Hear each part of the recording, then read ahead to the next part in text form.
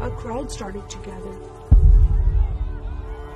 The men were chanting in Arabic, Allahu Akbar, Allahu Akbar.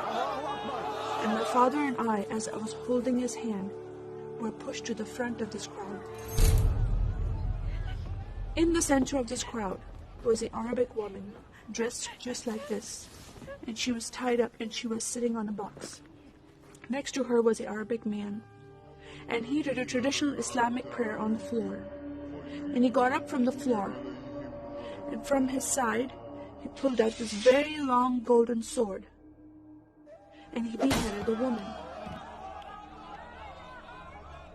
My legs are shaking, and my heart is going fast. My father said, if you don't listen to the teachings we're instilling in your life, this will happen to you one day.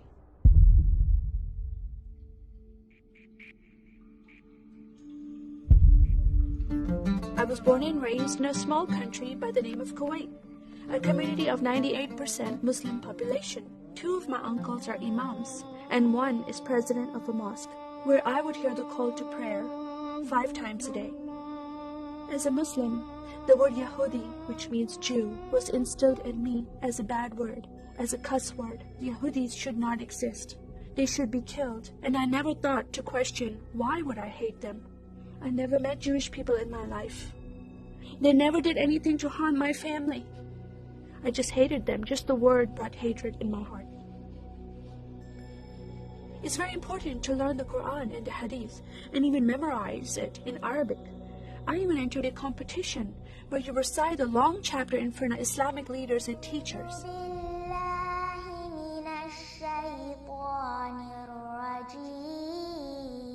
And I came 2nd place. I thought I did a good job.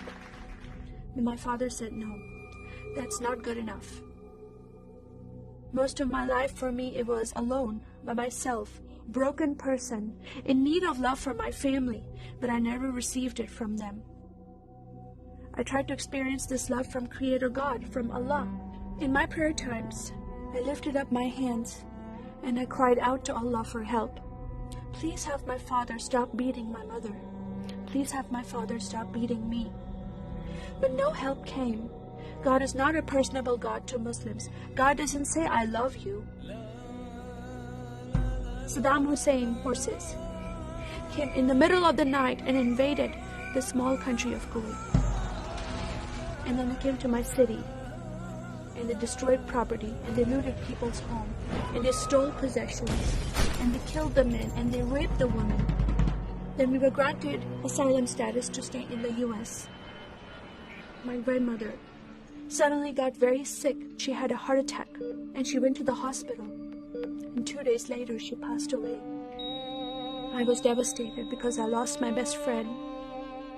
And this lady approached me and asked me if I was okay. And I said, no, Paula, my grandmother died. And I just started to cry again. At that moment, I was hurting so much, only crying helped. And Paula came to me and put her arms around me, and she gave me a hug. And then she asked me a question. Would you like to go to church with me? When I walked into this church, I experienced love from these people and acceptance from these people like I've never before. Fellowshipping together. They were men and women together. They didn't have to be separate. No one was judging each other. And they knew I was Muslim. They were so friendly to me themselves, accepting of me and loving of me. And that was really surprising to me. And for the first time in my life, I heard a message from the Bible. He started reading the message about Yeshua. When he walked into the synagogue, he was given a scroll from Prophet Isaiah, and he opened the scroll and he started reading that scripture. That the Spirit of the Sovereign Lord is upon me, because he has anointed me to preach the gospel to the poor. He has sent me to heal the broken heart and to proclaim liberty to the captive and freedom of sight to those who are bound, to proclaim the year of the Lord's favor. First time I heard these words of freedom and healing and liberty. I'm desperate to be freed from bondage. I was held captive in Islam, and I wanted to be freed from that. I was blinded with so much hatred in my heart. The darkness broke from my eyes. The veil came off my heart. I knew the decision I was making to leave Islam is a big decision. By Sharia law, Islamic law, it is death penalty. But I'm desperate to know a living God. In that day, I gave my life to becoming a follower of Jesus. This is the God of Israel, God of Abraham, Isaac, and Jacob. And the nation of Israel is God's heartbeat. And I said, God, forgive me. I did not know I hated your people. I love the Jewish people because it's their God, their Messiah that I'm following, and He told me to love them. I never knew what happened to the 6 million Jews that died. I never heard that in Kuwait in history. Now that I met Holocaust survivors, I know their story, and I shared my story with them. Your God, your Messiah, changed my heart, giving His life for me, so I can have life everlasting. He rescued me. He saved me. He came and brought joy in my life again. And I'm a blessed woman. And I start crying, and they start crying. And we are able to relate to each other, and they embrace me, and they love me, and they experience some healing, I believe, when they hear my story. That is a privilege to have that in my life.